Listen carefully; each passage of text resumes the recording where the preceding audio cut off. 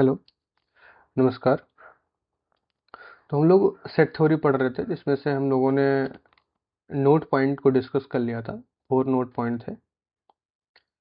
इसके पहले हम लोगों ने डिस्कस किया था कुछ पावर सबसेट के बारे में, और उसके पहले भी कुल मिला के सबसेट, पावर सबसेट तक हम लोगों ने डिस्कस किया था। उसके बाद हम लोगों ने 4 नोट्स लिखे थे, 1 2 3 4। जिसमें से पहला नोट आपका था every set is a subset of itself. दूसरा था empty set is a subset of every set. Third आपका था the empty set is a proper subset of every set. Fourth आपका था the total number of subset of finite set containing an element is 2 की power n। इसको मैंने example के through आपको show भी कर दिया था। तो यहाँ तक हम लोग का हो चुका था। हम इसके आगे चलते हैं, एक दो क्वेश्चन करेंगे, फिर उसके बाद फिर से न्यू इंफॉर्मेशन, न्यू डाटा के साथ आगे बढ़ेंगे। ओके, चलिए। तो पहला क्वेश्चन, उसके बाद से हम राइट करते हैं क्वेश्चन। आपका question: two finite set have m and n element. Two finite set have m and n element. दो फाइनाइट सेट हैं जिनके पास एक के पास m एलिमेंट है, दूसरे के पास n एलिमेंट है। The total number of subset the total number of subset number of subsets of the first set is 56. Of the first set is 56 more than the total number of subset, more than the total number of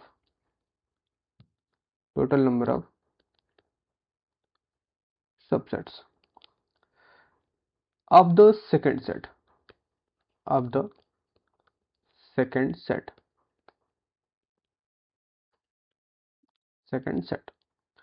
find the value of m and n. Find the value of m and n. हमको यहाँ पे m और n की value find करनी है। हमको दिया two finite set have a m and n elements. The total number of subset of the first set is 56 more than the total number of the second set. Find the value of m and n. मतलब पहले element के पास जो subset है 56 ज़्यादा है second के respect में। तो सिंपल सी बात है, सॉल्व कर लेते हैं हम लोग सोल्यूशन। इस तरह के क्वेश्चन पूछे जाते हैं कई बार, ऑप्शन के टाइप में भी रहता है, वैसे भी रहता है, या मोर यानी की वैल्यू बतानी है। तो सॉल्यूशन में हम लिख लेते हैं, पूरा डिस्क्रिप्टिव सॉल्यूशन कराते हैं, ऑप्शन टाइप का सॉल्यूशन नहीं करा रहे हैं आपको, ताकि समझ में आए कि किस तरह से हमको सॉल्व करना है, किस तरह से क्वेश्चन को टैकल करना है। जहाँ पे ऑप्शन हमको कराना होगा हम उसको पीवाईक्यू के रूप में सॉल्व कराएंगे। Okay, let A and B a two set, B sets. मान लेते हैं ए और बी हमारे क्या है, सेट है। Set having m and n elements, जो कि यम और एन एलिमेंट्स को क्या कर रहे हैं, कंटेन कर रहे हैं रिस्पेक्टिवली है। देन अगर ये एम एन को कंटेन कर रहे हैं तो सिंपल सी बात है, तो हमने पीछे भी लास्ट नोट में पढ़ा है कि उसके एलिमेंट क्या होते हैं, जितने एलिमेंट होते हैं उसका 2 की पावर सम थे। एन एलिमेंट थे तो 2 की पावर एन, एम एलिमेंट हुआ तो इसका मतलब क्या होगा, 2 की power m. That means then A is equal to कितने सबसेट्स, 2 की power m subsets. B is equal to कितना हो जाएगा, 2 की पावर एन सबसेट हो गए। अब इंफॉर्मेशन हमारे पास क्या दिया गया, गिवन दैट हमको दिया गया, मतलब आपका जो पहला सेट है वो दूसरे सेट से 56 से ज्यादा है। तो दैट मीन्स क्या हो जाएगा, 2 की पावर m माइनस 2 की पावर n अगर कर दें तो इनका डिफरेंस कितना आना चाहिए, 56 आना चाहिए। यही तो दिया गया क्वेश्चन की इन्फॉर्मेशन में। अगर मैं इसमें से 2 की पावर m कॉमन ले लेता हूं, m ना n कॉमन ले लेते हैं, 2 की पावर n कॉमन ले लेते हैं, हमको क्या मिलता है, 2 की power m minus n minus 1 is equal to कितना मिला।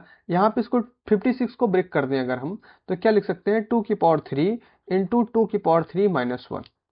यहाँ से अगर हम कंपेयर करें यहाँ से अगर हम कंपेयर करें तो सिंपल सी बात है, n के प्लेस पे कौन बार बार आ रहा है, n इज इक्वल टू 3 मिल गया, n इज इक्वल टू हमको क्या मिल गया, 3 मिल गया। और m माइनस n की जगह पे भी क्या मिल रहा है, 3 मिल रहा है, तो m minus n is equal to क्या हो गया, 3 हो गया, सॉरी 3 हो गया। और n की वैल्यू कितनी मिल चुकी है आपको, ऑलरेडी 3 मिल चुकी है, ऑलरेडी कितनी मिल चुकी है, 3 मिल चुकी है। m minus 3 is equal to 3, that means m is equal to 3 plus 3 is equal to कितना हो गया, 6 हो गया। यहाँ से क्या मिल गया, m इज इक्वल टू 6 मिल गया। तो m और n की वैल्यू कितनी हो गई, n इज इक्वल टू 3 मिल गया, m इज इक्वल टू आपको क्या मिल जाता है, 6 मिल जाता है।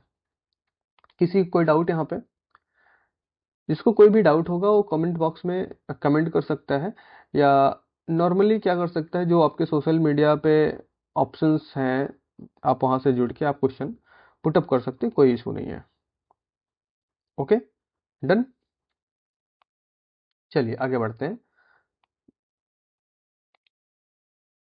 नेक्स्ट क्वेश्चन, क्वेश्चन सेकंड क्या है कि if x is equal to 4 power n minus 3n minus 1 such that n belong to natural number and y is equal to 9n minus 1 into n minus n belong to natural number, prove that x is subset of y। हमको prove करना है x क्या है, subset है y का। Simple, चलिए solve करते हैं इसको, देखते हैं कैसे सॉल्व करना। अभी मैं ऑप्शनल नहीं करा रहा हूँ, मैं बार बार बोल रहा हूँ मैं ऑप्शनल अभी नहीं करा रहा हूँ। पहले हम क्वेश्चन को सॉल्व कैसे करते हैं, क्वेश्चन को टैकल कैसे करते हैं, उसके हिसाब से देखें ना। जब हमको क्वेश्चन को ऑप्शनल टाइप में सॉल्व करने की जरूरत होगी तो हम क्या करें, पीवाईक्यू के फॉर्म में और भी कई तरीके हैं जहाँ पे हम इसको सॉल्व कर सकते हैं।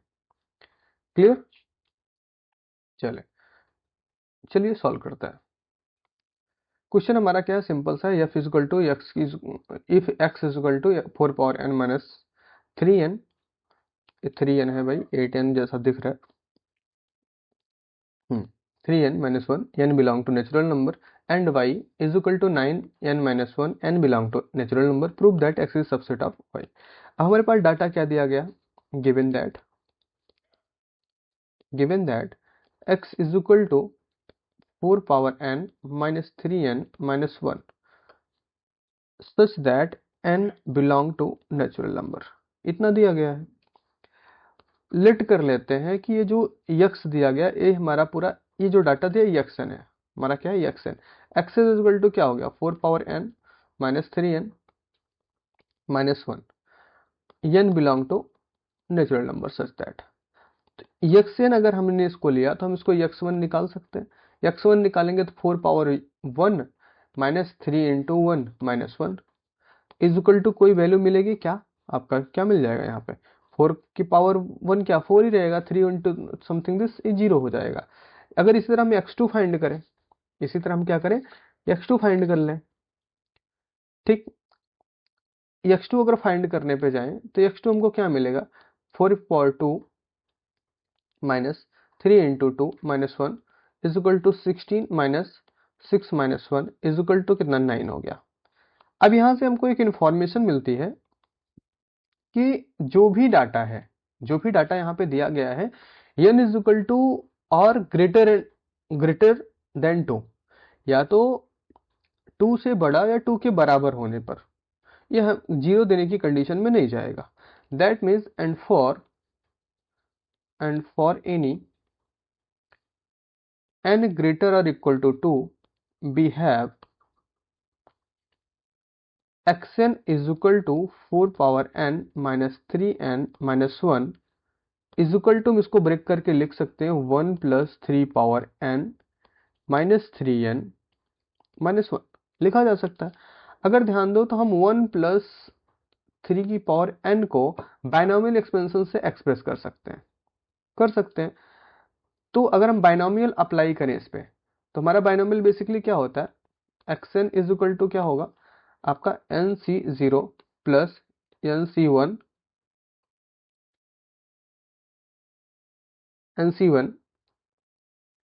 प्लस आपका क्या हो जाएगा, सॉरी यहाँ पे मैंने नंबर लिखना छोड़ दिया, nc1 3 प्लस NC2 3 की power 2 plus,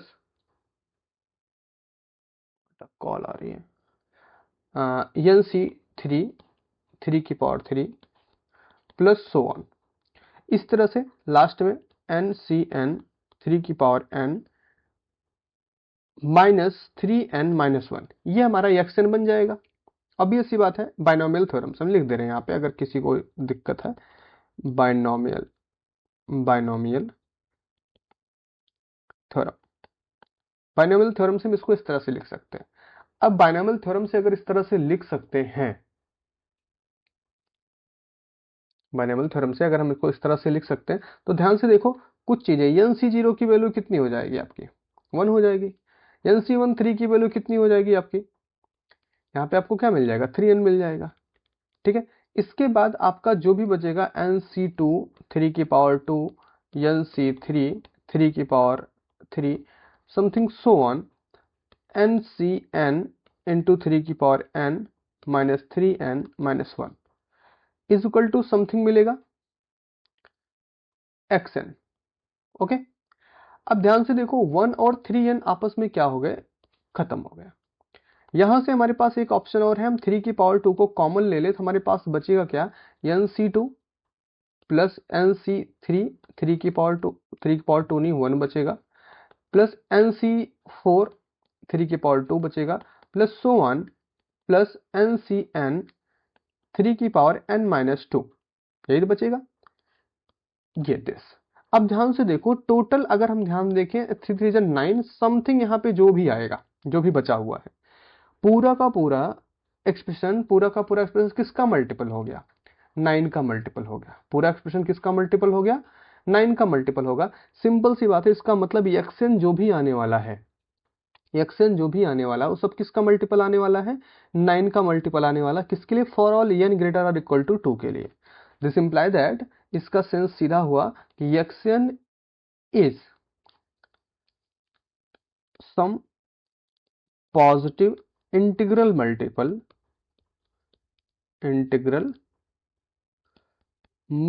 of 9 for all n greater और इक्वल टू 2। n ग्रेटर और इक्वल टू 2 के लिए जितना भी होगा सो इंटीग्रल मल्टीपल 9 का मल्टीपल ही आने वाला है। इसका मतलब क्या हुआ, 10 x consist of all these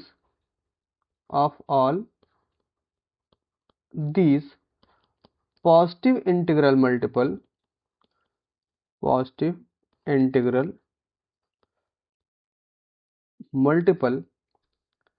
of 9 which are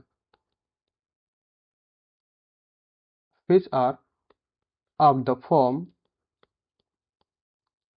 form 9 into something, जो ऊपर आपका मिला हुआ है भाई, 9 इंटू समथिंग 9C3, जो भी आपका बनेगा ये। ठीक है, टुगेदर विथ जीरो, क्यों, क्योंकि अगर हम पूरे x की बात करने लग रहे हैं, इसके पहले हम xn की बात कर रहे हैं, अगर हम पूरे x की बात करें तो क्योंकि हमारे पास n से मतलब 2 से लेस पे जब n था तो हमको क्या मिल रहा था, 0 मिल रहा था। तो इसका मतलब हमको 0 को इन्वॉल्व करना पड़ेगा ना पूरे के पूरे x के लिए। तो क्या कंडीशन होगी, 9 into something together with zero. इसका मतलब क्लियरली अगर इसी तरह हम y को देखें तो y की भी सेम कंडीशन हो जाएगी, क्यों, क्योंकि y is equal to already 9 के टर्म में लिखा ना 10, या clearly y is equal to 9 into n-1 such that n belong to natural number. यहाँ पे ऑलरेडी 9 के मल्टीपल में consist of all integral multiple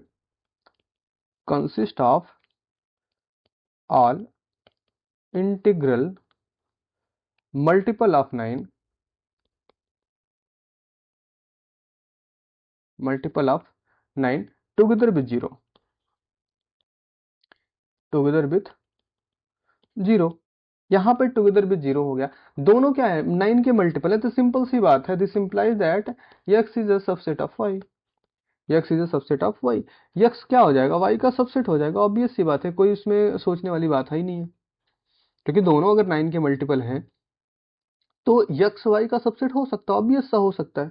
9 into N minus one की बात हो रही है, वहां पे N C one N C three something की बात हो रही है, बात लगभग सिमिलर है, सब दोनों के दोनों 9 के मल्टीपल हैं, और जब दोनों 9 के मल्टीपल हो रहे हैं तो यक्स सबसेट वाई ऑब्वियस सी बात हो सकता है, कोई दिक्कत नहीं है, कोई दिक्कत की बात है ही नहीं है यहाँ पे।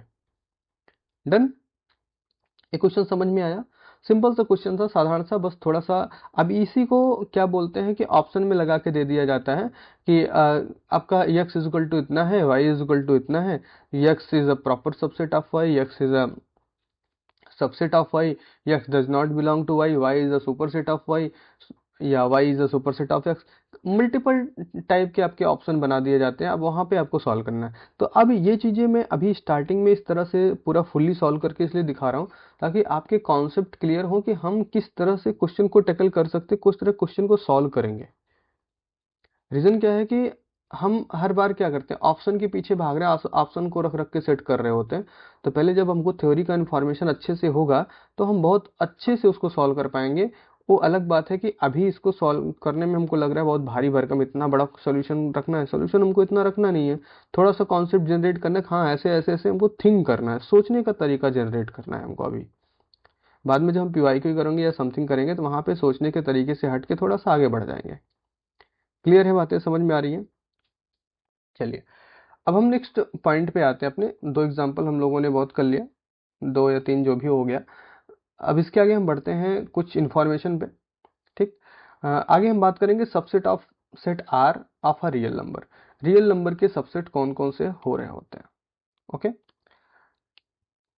Subset of the set R of real number, real numbers. अब यहाँ पे अगर हम बात करें तो हमको रियल नंबर के जितने भी पॉसिबल सबसेट्स हैं उनके बारे में डिस्कस करना है। तो बेसिकली सबको ऐसे पता है, मैं पहले भी डिस्कस कर चुका हूँ कि रियल नंबर के सबसेट कौन कौन से होते हैं। बट सबसे पहला आपका क्या, the set of all natural number, the set of all natural number, all natural numbers. दूसरा लिख देते हैं यहाँ पे n is equal to something, n is equal to 1 2 3 so on आगे तक। सेकंड आपका है set of all integers, the set of all integers, integers जो कि कहाँ से, सो ऑन -3 -2 -1 0 1 2 3 सो ऑन, इस तरह से रिप्रेजेंट करेंगे। ठीक है, इंटीजर को बेसिकली जेड से या आई से रिप्रेजेंट किया जाता है, आई और जेड इनसे रिप्रेजेंट किया जाता है। ठीक है, थर्ड पॉइंट आपका है the set of rational number, the set of rational number, rational number इसको क्यू से रिप्रेजेंट करते हैं, q is equal to x such that x is equal to m upon n, where m comma n belong to integer number z and n does not equal to 0, n does not equal to 0। ये तीसरा set हो गया। Next set की बात करें, fourth set की बात करें तो set of irrational number, the set of irrational number, irrational number. वैसे इरेशनल के बारे में हम ऑलरेडी आपको बता चुके हैं, पढ़ा चुके हैं कि इरेशनल होता क्या है। इसको टी से रिप्रेजेंट किया जाता है, टी इज इक्वल, अब ये जो रिप्रेजेंट होता है T is equal to X such that X is equal to, यम पापा एन बोल सकते हैं, यम यम और एन जेड में ही होगा और n does not equal to 0 ही होना चाहिए। बट बेसिकली अगर हम बात करें तो इसको ऐसे भी लिखा जाता है इस तरह से एक्चुअल में, x x is equal to x such that x belong to real number and x does not belong in q। X Q में बिलोंग नहीं करना चाहिए, यक्स सिर्फ किस में बिलोंग करना चाहिए, रियल नंबर में बिलोंग करना चाहिए। यहाँ पे जो भी डाटा दिया गया है ये अनकम्प्लीट बोल दिया है, क्योंकि दोनों डिक्टो हो जाते हैं तो यहाँ पे कोलैप्स हो जाता है। ठीक है, फिफ्थ की बात करें अगर हम, फिफ्थ छोड़ते हैं क्योंकि इसके बाद रियल नंबर खुद ही आ जाता है, तो हम इसको सबसेट के फॉर्म में अगर लिखें 10, या क्लियरली क्लियरली क्लियरली हम लिख सकते हैं n is subset of z, subset of q, subset of r, subset of r। Okay, and इसको सीधा लिख सकते हैं t is subset of r, and n does not subset of t, और n कभी भी t का सबसेट नहीं होता है, n कभी भी t का सबसेट नहीं होगा। क्यों नहीं होगा, आगे डिस्कस करेंगे इसके बारे में। इतनी चीजें समझ में आ गई कि नहीं आई? ये हम बात कर रहे थे सबसेट ऑफ सेट आर के लिए, कि जो रियल नंबर का सेट होता है इसके जो सबसेट्स होते हैं उनके बारे में क्या क्या डिस्कस करना है, कैसे कैसे रिप्रेजेंट किया जाता है। देखो बहुत ज़्यादा हम डीप को लेके नहीं जा रहे हैं इसको, क्योंकि जितनी इन्फॉर्मेशन हमको चाहिए उतनी इन्फॉर्मेशन पे डिस्कस कर रहे हैं। बाकी तो पढ़ने पढ़ाने को इसमें बहुत सारी चीज़ें हैं, क्योंकि हम इसमें यहाँ पे नेट जेआरएफ लेवल नहीं पढ़ रहे हैं, हम यहाँ पे सीयूईटी पीजी, केबीएस पीजीटी के लिए, और डीएसएसएसबी पीजीटी, और आपका यूपी पीजीटी के पर्पज से यहाँ पे पढ़ रहे हैं, जहाँ पे आपके बैचलर लेवल तक का ही आएगा, उससे ज़्यादा नहीं आने वाला है। मैक्सिमम आपका अगर आएगा तो बीएससी लेवल तक आएगा, उससे ज़्यादा नहीं आने वाला है। तो बीएससी लेवल तक के ही बारे में बात कर रहे हैं, एनालिसिस की तरफ नहीं जा रहे हैं। अभी क्वेश्चंस भी बीएससी लेवल के जो आएंगे उसको हम करेंगे, बट इतनी ही थ्योरी हम डिस्कस कर रहे हैं। ओके, कोई दिक्कत?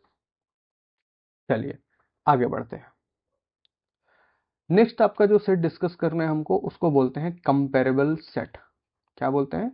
Comparable set. Comparable set, comparable set होता क्या है इसके बारे में सबसे पहले जाने। कंपेरेबल सेट क्या होता है? कंपेरेबल सेट बोला गया कि बेसिकली इसके वर्ड से ही समझ में आ रहा है कंपेरेबल सेट है क्या। कंपेरेबल सेट मींस ऐसा सेट, ऐसे दो सेट हो, कम से कम दो सेट हो, जिसमें कंपेयर करने की बात हो तो मतलब कम से कम दो तो होने ही चाहिए। तो ऐसे दो सेट, उनको आपस में कंपेरेबल सेट बोलते हैं जब पहला सेट दूसरे का सबसेट हो और दूसरा सेट पहले का सबसेट। दूसरा सेट क्या हो? पहले का सबसेट। अब दोनों एक दूसरे के सबसेट हों और साथ में इक्वल हों, इस चीज की गारंटी हमेशा नहीं होती है। बहुत सारे लोग को दिमाग में आ, जैसे मैं बोलूं कि कोई सेट ए है ना, और कोई सेट बी है। बी क्या है? ए सबसेट है बी का, और बी सबसेट है ए का। ठीक है, तो अगर ये कंडीशन होल्ड करती है तो दोनों सेट आपस में क्या कहलाएंगे? कंपेरेबल सेट कहलाते हैं। कौन सा सेट कहलाते हैं? कंपेरेबल सेट कहलाते हैं। तो लिख लेते हैं two sets A and B are set to be comparable, are set to be comparable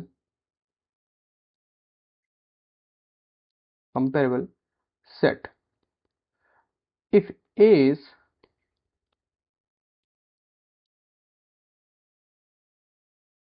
subset of B or B is a subset of A, then क्या that is लिखते हैं, that is if A is subset of B or, मैंने and लिख दिया क्या, और ही लिखा है, और B is subset of A, चाहे A सबसेट हो B का या फिर B सबसेट हो A का, ऐसी सिचुएशन में हम क्या बोलते हैं? इनको कंपेरेबल सेट बोला जाता है। एग्जाम्पल की अगर हम बात करें, जैसे मैंने ले लिया if A is equal to, हमने मान लो रिसीव कर लिया ए, और बी इज इक्वल टू ले लिया ए बी सी। अब ऐसी सिचुएशन में क्या होगा? A is subset of B हो गया, A is subset of B हो गया, this implies that A and B are comparable. इनको क्या बोलते हैं? कंपेरेबल सेट बोलते हैं। बहुत ज्यादा बड़ा लॉजिक नहीं है, इनको क्या बोलते हैं? कंपेरेबल सेट बोला जाता है। डन, बातें समझ में? कंपेरेबल सेट क्या होता है? कंपेरेबल सेट कोई बहुत बड़ी कहानी नहीं है, सिंपल सी बात है। दो सेट हो, दोनों सेट में से या तो ए बी का सबसेट हो या बी ए का सबसेट हो जाए, तो ऐसी सिचुएशन में दोनों सेट को हम क्या बोलते हैं? कंपेरेबल सेट बोला जाता है। नॉन कंपेरेबल की कंडीशन सेम यही है, ना तो ए बी में बिलोंग करे ना बी ए में, बी का कोई भी एलिमेंट ए में बिलोंग ना कर रहा हो और बी ए का कोई एलिमेंट बी में बिलोंग नहीं कर, मतलब दोनों एक दूसरे के सबसेट बन ही नहीं रहे हो, तो ऐसी सिचुएशन में वो नॉन कंपेरेबल हो जाता है। बातें समझ में आ रही? कंपेरेबल सेट और नॉन कंपेरेबल सेट। तो नेक्स्ट डिस्कशन हम जिसके बारे में करने वाले हैं वो क्या है? Non comparable set. Non comparable set. Non comparable set क्या है? ध्यान से देखो, the set A and B, the set A and B, दो सेट हमारे पास A and B are set to be non comparable, non comparable. ये दोनों नॉन कंपेरेबल बोले जाएंगे if A is not subset of B, A B का subset नहीं है, and B is not subset of A, subset of A, B भी क्या है? ए का सबसेट नहीं है। तो इसका मतलब सिंपल सी बात है, इन्हीं दोनों को हम क्या बोलेंगे? नॉन कंपेरेबल सेट बोलेंगे।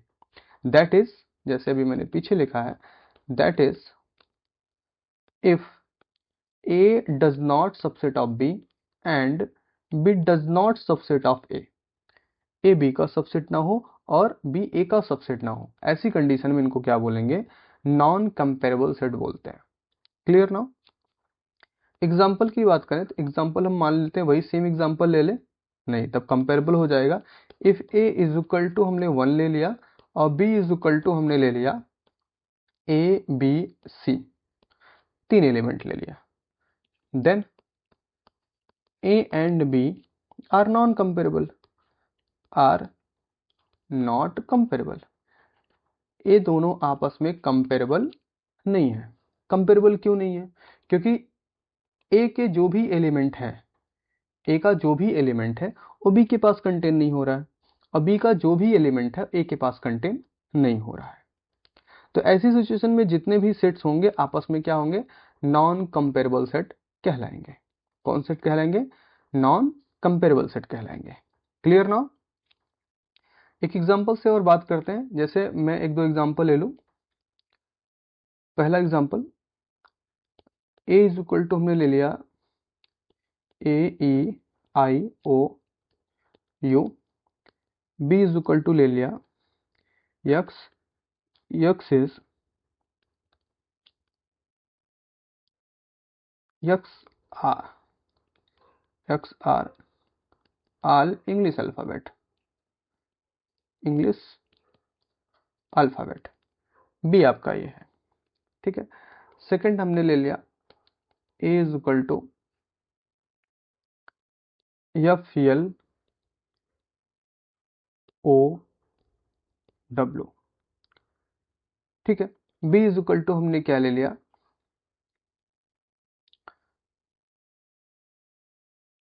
यक्स,